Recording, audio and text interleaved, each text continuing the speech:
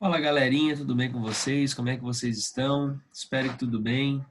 Gente, seguinte, essa semana eu preparei uma correçãozinha, tá? Essa aula eu preparei uma correçãozinha dos exercícios do capítulo 5, que foi a nossa última videoaula. E eu vou mandar para vocês, eu separei aqui algumas questões para a gente conversar um pouquinho aí, para a gente conseguir entender de uma melhor forma esse capítulo 5 da apostila, que tem como título Nova Ordem Mundial, ou Nova Desordem Mundial, né, como a apostila chama. Bom, os primeiros exercícios que eu separei aqui para a gente são os exercícios da página 73 da apostila de vocês, e são os exercícios do Agora é com Você, e ali essas questões um, 2 e 3, tá? Então, na questão um tem para a gente identificar no mapa a principal potência militar e econômica da atualidade. Gente, é só dar uma olhadinha na legenda do mapa que a gente já vai perceber. O país que é a principal potência militar e econômica da atualidade, né, no século XXI, é os Estados Unidos, tá? Letra B, a principal potência emergente é a China. E a posição que o Brasil ocupa, né, já na questão 2, a posição que o Brasil ocupa nessa nova ordem mundial é como um dos principais países emergentes, tá? Na questão 3 é bem importante a gente entender, tá?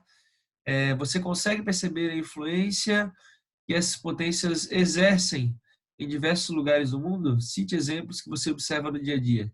Gente, é só começar a perceber qual influência e os Estados Unidos e a própria Europa exercem sobre o Brasil. Vamos pensar, como é que é o nosso modo de se vestir, o que que a gente come, né? Então, culturalmente, a gente está muito ligado a essas potências mundiais. Então, esses países, eles exercem uma influência, eles são hegemônicos em relação ao Brasil, no caso, que é considerado um país emergente, tá bom? Partindo para as próximas questões aqui que eu separei, eu achei bem importante, já lá no final do capítulo da apostila, tá? A gente tem na página 89, a gente tem a questão 1. Por que a nova ordem mundial é chamada de multipolar e não de tripolar? Porque se fosse tripolar, seriam apenas três polos de influência. Na realidade, a gente tem três grandes polos que seria, né, os Estados Unidos, a União Europeia e o Japão. Mas a gente não pode pegar a União Europeia e jogar tudo numa só, tá? A gente tem que pensar na União Europeia como uma união de vários países. Então, a União Europeia não é única, tá? Então, a gente não tem apenas três polos, tá? A gente tem Estados Unidos como um polo, o Japão como outro polo, e no caso da União Europeia são vários países. A gente tem a Alemanha, a gente tem a França, a gente tem o próprio Reino Unido, que, né, vem sair da União Europeia, né, no Brexit. Então, a gente tem aí vários polos de influência, por isso, uma ordem mundial multipolar, beleza? Partindo aqui já para outra página, página 90 da apostila, a gente tem a questão 3. Observe o desenho e explique por que o mundo está encolhendo. Então, a gente tinha lá ano de 1500, ano de 1700, 800, 1900 e 1970, o mundo encolhidinho. Gente, o mundo está diminuindo de tamanho? Não, né? O nosso planeta está do mesmo tamanho. Mas por que que ali nesse gráfico, né, ele está sendo representado de uma maneira menor? Porque a gente tem o avanço, né, das tecnologias de informação, a gente tem o avanço dos meios de transporte, dos meios de comunicação, que fazem com que a gente tenha uma diminuição no tempo que a gente percorre para ir de um local para o outro. Por exemplo, vamos pensar na viagem da Europa para o Brasil nas grandes navegações, lá em 1500. Demorava bastante. Vamos pensar numa viagem hoje, tá? Da Europa para o Brasil. Ela é muito, muito mais rápido. Consequentemente, dá uma falsa sensação que o mundo diminuiu, mas não diminuiu na realidade, né? A gente tem aí o encurtamento das distâncias por causa da evolução dos meios de transporte e da própria evolução dos meios de comunicação também, tá? Por exemplo, a informação. do Brasil para a China, né, ela vai hoje, bem dizer, instantaneamente pela internet. Mas antigamente, quando a gente tinha que se comunicar através de carta ou sei lá, então era muito mais demorado, né? Então a distância é muito maior. Outra questão que eu separei para vocês, tá? É a questão 6. Então a gente tem ali: assinale verdadeiro ou falso para cada afirmativa. Escreva as alternativas falsas de modo a torná-las verdadeiras. Então a gente tem a primeira afirmação que diz o seguinte: o avanço das telecomunicações e dos meios de transporte viabilizou a expansão dos fluxos de pessoas, mercadorias e capitais em escala global. É bem isso que a gente estava falando agora há pouco, né? Então a gente teve esse avanço da tecnologia que fez com que, né, a informação e o próprio fluxo de pessoas e mercadorias percorressem o mundo todo. A segunda, o processo de globalização contribuiu para que a distribuição das riquezas entre os diferentes países ocorresse de forma mais igualitária. Gente, tem que tomar cuidado com isso. A globalização, ao mesmo tempo que ela é importante, né, para trazer um maior desenvolvimento tecnológico, ela também vai fazer com que a gente tenha um aumento das desigualdades, tá? Então, a globalização ela gera aumento das desigualdades. A globalização é um fenômeno novo que surgiu com a terceira revolução industrial. Gente, muitas pessoas se confundem com essa questão, tá? A globalização, ela não nasce com a terceira revolução industrial. O que é o processo de globalização? O processo de globalização é integração econômica, social, política, cultural. Vamos pensar lá nas grandes navegações. Será que a gente já não tinha uma integração econômica no Brasil com Portugal? Uma integração política também, social também, por que não? Então, vamos pensar. Se essa integração já acontecia lá nas grandes navegações, lá em 1500 e pouco, será que a gente já não tinha um certo tipo de globalização? Já tínhamos, né? O que faz com que a gente entenda que a globalização ela é bem antiga.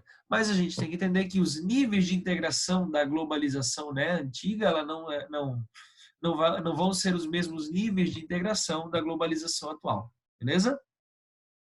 E por último, a gente tem a primeira revolução industrial contribuiu para o avanço da globalização, pois as invenções tecnológicas dessa época contribuíram para a melhoria dos meios de transporte. Então a gente tem aí essa última verdadeira também, beleza?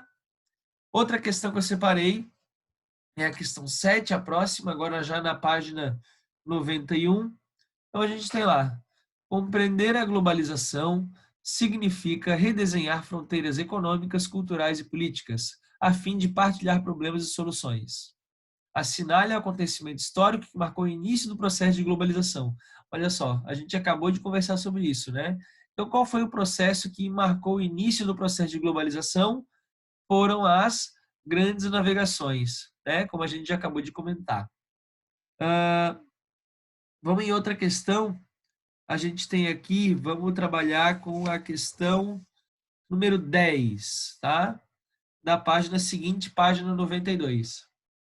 Quais foram os fatores que impulsionaram o desenvolvimento da indústria japonesa no pós-Segunda Guerra Mundial? Gente, tem que pensar que o que aconteceu pós-Segunda Guerra Mundial? O Plano Colombo, né? O plano de reconstrução da Ásia. E dentro desse plano de reconstrução da Ásia, a gente teve ali a reconstrução do Japão, que estava dizimado, né, com as bombas atômicas e tudo mais. Então, o que impulsionou o desenvolvimento da indústria japonesa após a Segunda Guerra Mundial? Foram os investimentos dos Estados Unidos, tá? Então a gente tem a letra A, grandes investimentos estadunidenses com o Plano Colombo, beleza? Vamos na questão 11, já vamos continuar. Com uma industrialização tardia, iniciada apenas no início do século XX e destruída após a Segunda Guerra, era praticamente impossível imaginar que esse país se tornasse uma potência econômica mundial. Porém, com uma estratégia adequada, passando de importador a exportador de muitas tecnologias, conseguiu se tornar um dos principais fornecedores do mercado mundial. Qual país o texto faz referência? o país está falando do Japão, tá? Como já estava comentando na questão passada. É muito importante lembrar, gente, que o Japão, diferente dos Estados Unidos até, ele passa de importador para exportador ali na segunda metade do século XX, porque enquanto os Estados Unidos já vivia a fase monopolista ou oligopolista do capitalismo, então as empresas combinando preço e tudo mais, esperando para que aquelas para que os produtos atuais se tornassem obsoletos, para aí sim se pensar numa nova tecnologia, né? Fazendo esse tipo de tendo esse tipo de pensamento, o Japão não. O Japão investia em novas tecnologias constantemente, o que fez com que se aperfeiçoasse lá várias tecnologias de extração de matéria-prima, tecnologias de produção, tecnologias em vários setores, o que fez com que o Japão deixasse de ser importador de muita coisa e tornasse ele um grande exportador, tá? E a última questão que eu separei aqui também, que eu achei legal, é a questão 12, tá? Entre os fatores que impulsionaram o desenvolvimento industrial chinês, é possível citar, então, dentre os fatores que estão aí listados, qual é o fator que vai fazer com que fez, né, com que a indústria chinesa fosse impulsionada? Sistema educacional precário, não faz sentido. Rígidas leis ambientais, também não. Isso faria com que a indústria, né, se retraísse um pouco. A excelente legislação trabalhista, a gente sabe que isso não acontece. A cobrança de impostos elevados também não faz sentido nenhum. Como é que uma empresa, uma indústria vai se desenvolver pagando muito imposto? Então é complicado.